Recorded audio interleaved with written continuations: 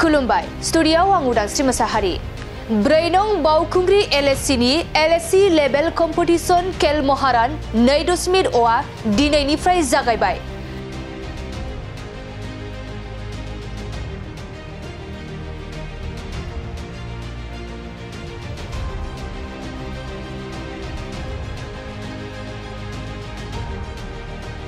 कक्राझार जिल्ला गेलेमु गौथुम KDSA गेलेग्रा फोथाराव दिनै 21 डिसेम्बरनिफ्राय जानानै 24 डिसेम्बरसिम ब्रैनं बावखुंग्रि LSC लेभेल कम्पिटिशन खेल महारान 2.0 खौ खुंफुंबाय। ब्रैनं बावखुंग्रि LSC सिङाव थानाय मोन 29 VCDC आरो गासै सा 4146 गेलेगिरिफोरा बे LSC लेभेल कम्पिटिशन खेल महारान 2.0 आव बाहागो लाफैदों। मख'जाथावदि दिनै बेखेवजेननाय हाबाफारियाव MLA लरेन्स इस्लारिया बाहागो लानानै बेखेवना होयो। बे खेल महारान 2.0 बादायलायनायाव एथलेटिक्स, काबादि, भलिबल, फुटबल आरो रोड साइक्लिं विथ ट्रेडिशनल साइकेलफोरनि गेलेनाय बादायलायनायखौ खुंफुंनाय जायो आरो जाय हानजाया देरहासार जानो हायो बे हानजाया स्टेट लेभेलाव गेलेहैनायनि खाबुफोरखौबो लानो हागोन। बे हाबाफारियाव MLA लरेन्स इस्लारि, BTC नि जइन्ट सेक्रेटारि जयथिरमय दैमारि, कक्राझार सहरनि मिउनिसिपाल बर्डनि मासिगिरि प्रतिभा ब्रह्म, BTC गेलेमु बिफाननि CHD सोमदोन मोसाहारि, कक्राझार जिल्ला गेलेमु गौथुमनि आफादगिरि कबिरन्जन ब्रह्म आरो गुबुन गेलेमु गौथुमनि सोद्रोमाफोर आरो फरायसा फरायसुलिफोरा बाहागो लादों। आजिरपुरा 2.0 आमार बावखुंग्रि समष्टिर जी खेल महारन इतो आरम्भ होइसे। मुठ बावखुंग्रि समष्टित 29टा आमार VCDC आछे। এই VCDCৰ পৰা ইয়াত অংশগ্ৰহণ কৰিব ফুটবল, কাবাডি, এথলেটিক্স বিভিন্ন যিবিলাক খেল আছে এই খেলবিলাক যোৱা বছৰ যেনেকৈ হৈছিল এই বছৰটো আমাৰ কোকৰাঝাৰ জিলাত 5টা যি LSC আছে এই LSC বিলাকত হ'ব।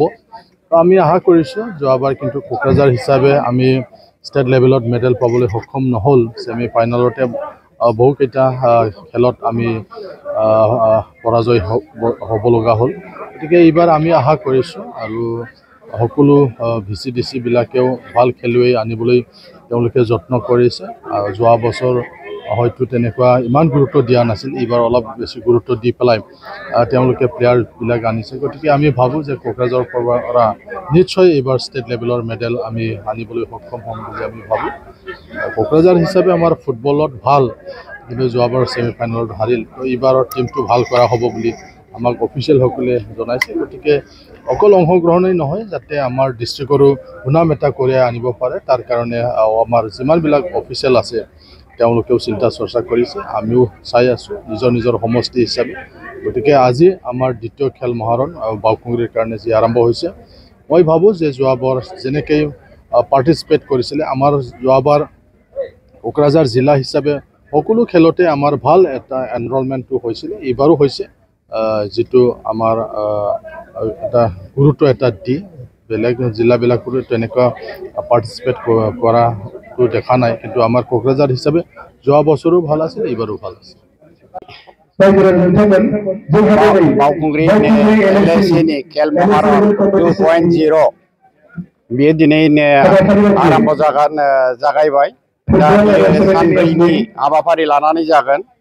दा बे हिसाबै दिनैहाय बेवहाय 29टा VCDC बावखुंग्रि LSC आव दङ आरो बेनि गेजेरावनो गासै 4146 जन दिनै गेलेगिरि बिथांमोनहा बेवहाय फुटबल, काबाडि, एथलेटिक्स गासैबो इभेन्ट्सखौ लानानै गासै 4146 गेलेगिरिफ्रा बेवहाय दिनै बाहागो लाफैदों।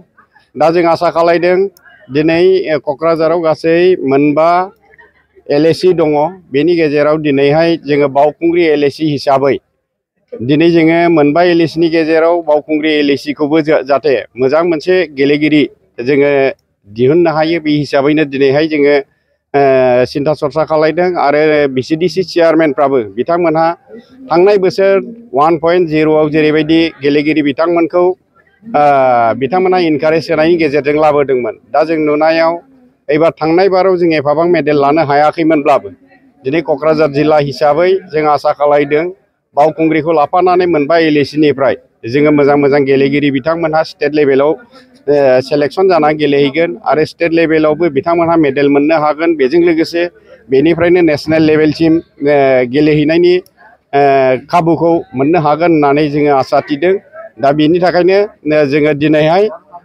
बावखुंग्रि समस्ति हिसाबैबो जोङो गेलेगिरिफोरखौ दिनै गोसो दुंगाखांहोदों आरो बिथांमोनहाबो दिनैहाय गावबा गावनि टेलेन्टखौ दिन्थिफुंनो थाखाय बेवहाय नाजागोन जों बेखौ आसा खालामनाय जादों